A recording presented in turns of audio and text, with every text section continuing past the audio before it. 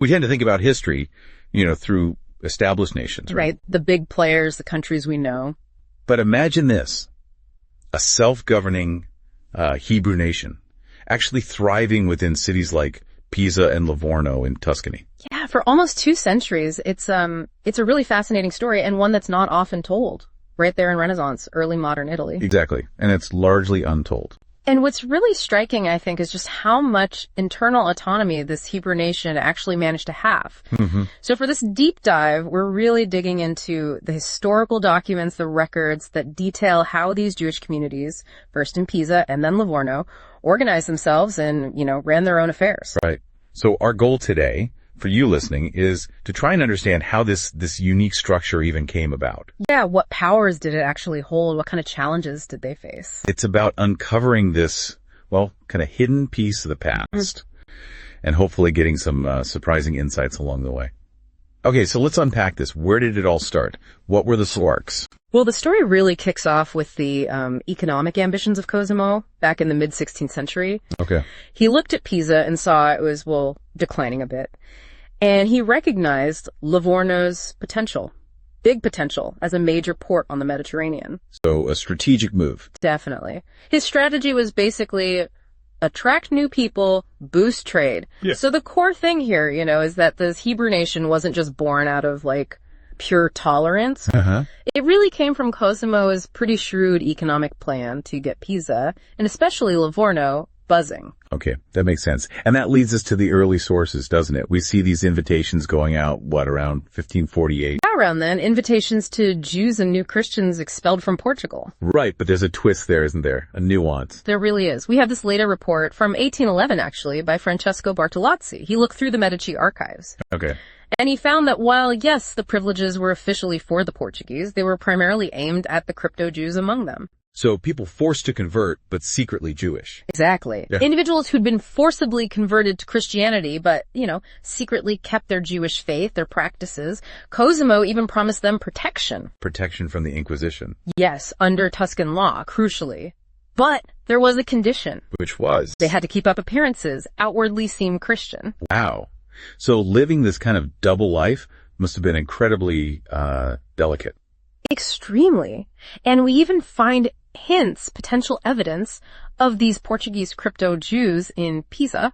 As so. Through things like their Portuguese surnames and maybe even their inclusion in circumcision records kept by a man named Nissim Yehiel. Who was also known as Vitale di Simone da Pisa. That's the one. It suggests this kind of hidden Jewish presence was there in Pisa pretty early on. Okay. Then just a few years later, the scope widens, right? Oh. The invitations become broader. Yes, 1551. Cosimo issues another decree, this time extending privileges to various Levantines. Levantines meaning people from the Eastern Mediterranean. Correct. And explicitly including Jews among them. This was a very deliberate move to try and, spark trade with the Levant again. Okay, so different from the Portuguese situation. Right. What's really significant here is that these Levantine Jews, who were openly Jewish, descendants of Spanish exiles, they were invited as Jews. Explicitly. That's a key difference. Not crypto-Jews needing to hide. Exactly. Not like the earlier situation with the Portuguese. So you've got these two distinct groups, both invited for economic reasons, essentially, but coming from different backgrounds under different terms. Mm-hmm. And this leads to Levantine Jewish communities starting to form. First Florence, then Pisa. And this seems like a crucial moment because the sources suggest that by 1591, the Pisan community is already up and running, organizing itself. Yeah, before Ferdinando's more famous invitation later that year. How do we know that? We have this amazing piece of evidence. It's a written guarantee dated September 1591. And it's signed by the elected leaders, they called them the Masari of the Levantine Hebrew nation of Pisa. It was about a Torah scroll. So leaders, a Hebrew nation. It sounds like they were already established. It strongly indicates, that a functioning, organized community with its own leadership structure was already there in Pisa before Ferdinando's big decree. Which implies they were probably operating under those earlier privileges, the ones Cosimo granted back in 1551. That seems the most likely scenario. It really paints a picture of a community that's proactively setting up its own structures, Definitely. And this existing self-governance, this established structure, it becomes really critical, doesn't it, when Ferdinando A comes along? Absolutely critical. Because Ferdinando renews that focus on Livorno, wants to make it a major port. And in July 1591, he issues his own big invitation. To who specifically? To both Levantine Jews and Western Jews. The document uses the term Marranos, referring again to those of Iberian Jewish descent, inviting them to settle in Pisa and Livorno. And he offered quite a bit, didn't he? The privileges were extensive. Oh yeah. Safe conduct, freedom from the Inquisition, a huge draw, freedom to practice their religion openly, various economic advantages. It was a very attractive offer. And didn't Ferdinando try to put someone in charge? He negotiated with a guy from Venice. He did.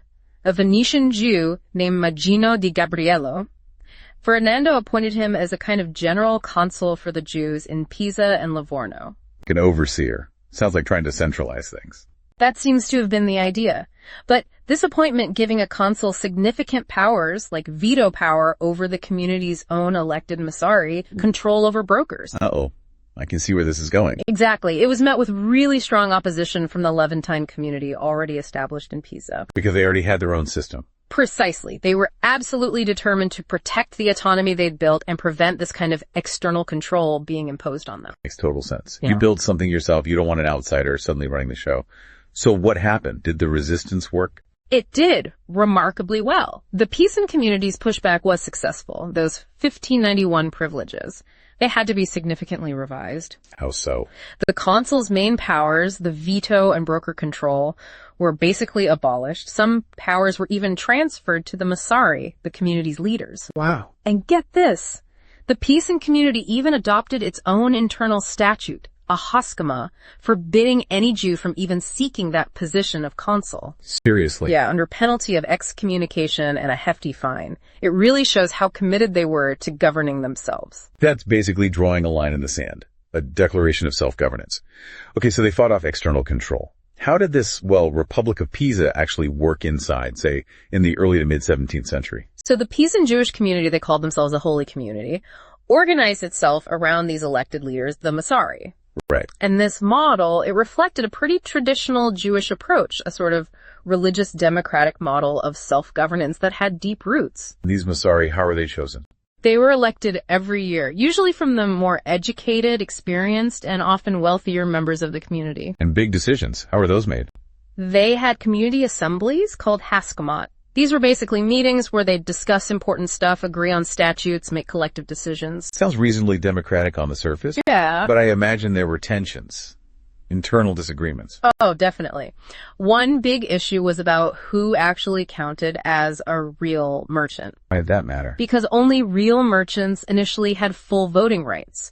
So restricting that definition led to, discord, arguments about who gets a say. Okay, so internal power struggle. Exactly. And we see the Grand Duke, Cosimo II this time, actually stepping in around 1613. To do what? To try and settle things. He decreed that only real merchants could be Massari, and they had to be elected by a secret ballot, but only by the other merchants. So, intervention from the top, trying to manage their internal politics. Did it solve the problems? Not entirely. Issues with elections and governance seem to have continued.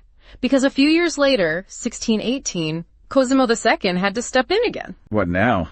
He extended the cool-down period, the time an outgoing Massaro couldn't be reelected, making it 3 years, trying to prevent the same people holding power constantly. Right.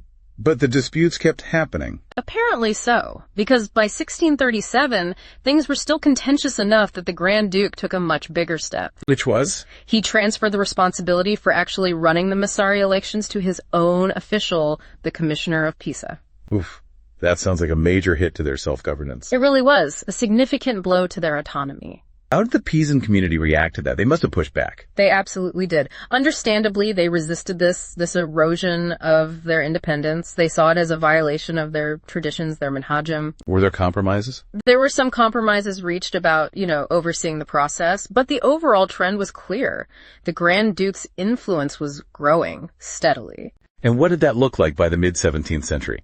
Well, we start to see a shift. Instead of broad elections, it becomes more like a small group of individuals rotating through the Masserato position. Less democratic. Definitely. And direct appointments by the Grand Duke himself started becoming more common. Okay, so the picture in Pisa is one of initial, quite strong self-governance, gradually being chipped away at by external ducal pressure, often triggered by internal community disputes. That sums it up pretty well. Now let's pivot to Livorno. You mentioned its path was different. How did things play out there? Yes, Livorno's story is distinct in some key ways. Initially, for the first few years, the Jewish community starting up in Livorno was actually dependent on the Massari in Pisa. Okay. Until when? Until 1597. In that year, Livorno was granted its own administrative and judicial independence. So they could set up their own Hebrew nation. Exactly, establish their own community structure with their own elected Massari. Did they follow the Pisan model, based on merchants holding power? Broadly, yes, the model was similar, governance based on the prominence of merchants. But Livorno faced different kinds of challenges. Because? Mostly because of its rapid growth. Livorno was booming as a port city. And crucially, it attracted a lot of non-merchants too. Right. Unlike Pisa, maybe. Pisa's community seems to have remained more focused on established merchants. But in Livorno, you had Grand Ducal decrees in the late 16th century actively encouraging non-merchants and even Italian Jews from other areas to settle there. And they didn't need permission from Pisa's leaders. Nope. They could settle in Livorno without the approval of the Pisan Massari. It was clearly a policy decision by the dukes to just grow Livorno's population, boost the economy there. Makes sense from the state's perspective. Build up the port city. Did Livorno have the same kind of internal fights over governance as Pisa? They certainly had their own issues. There was actually an attempt at a more democratic electoral reform in Livorno in 1642. How did that work? It involved widening the electorate, letting more people vote, but apparently it was quickly abandoned. Sources suggest it was open to manipulation, didn't really work out as intended. So, like Pisa, we see this pattern emerging in Livorno too.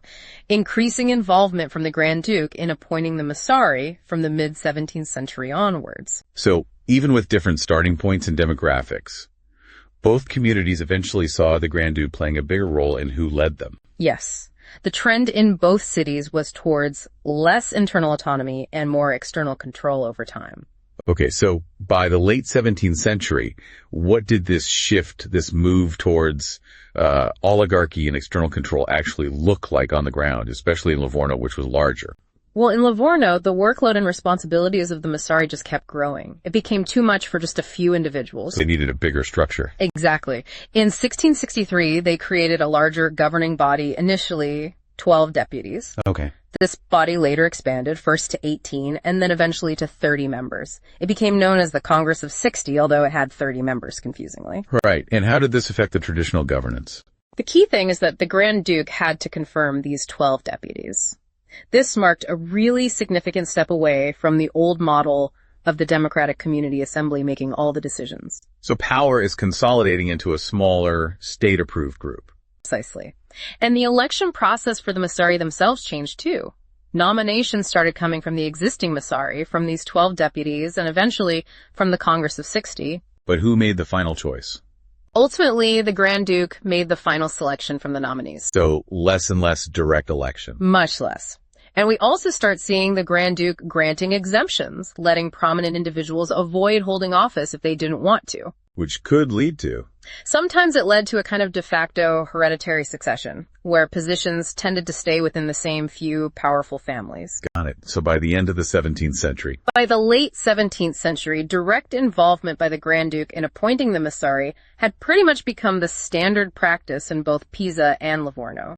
And you mentioned Italian Jews earlier. How did they fit into Livorno's governing structure? That's another interesting development. In 1715, Italian Jews were finally admitted to Livorno's governing body.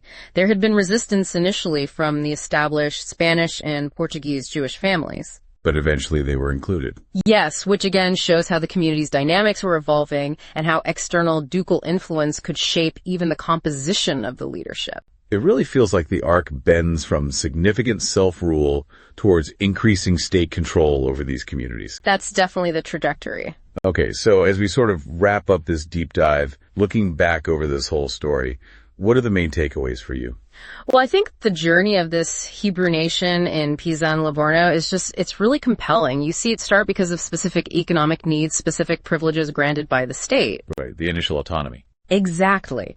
Right. For a time, these Jewish communities had this remarkable degree of control over their own internal affairs. But then, over the decades, you see this gradual but definite increase in Grand Ducal control. Often tied to internal issues. Often influenced by internal community dynamics, yes, but also just the changing political reality of Tuscany at the time. Yeah, and for me, the real aha moment, the thing that really stands out, is just how much autonomy they had at the beginning. Mm-hmm. These weren't just, designated neighborhoods. For a good chunk of time, they were operating almost like little self-contained republics inside Tuscany. It's quite extraordinary when you think about it. It really is. And if you try to connect this to the bigger picture, this history, it offers really valuable insights, I think, into the kinds of complexities that diaspora communities have always faced. Like what specifically? Well, that constant negotiation, right? Trying to secure rights and privileges from a host nation.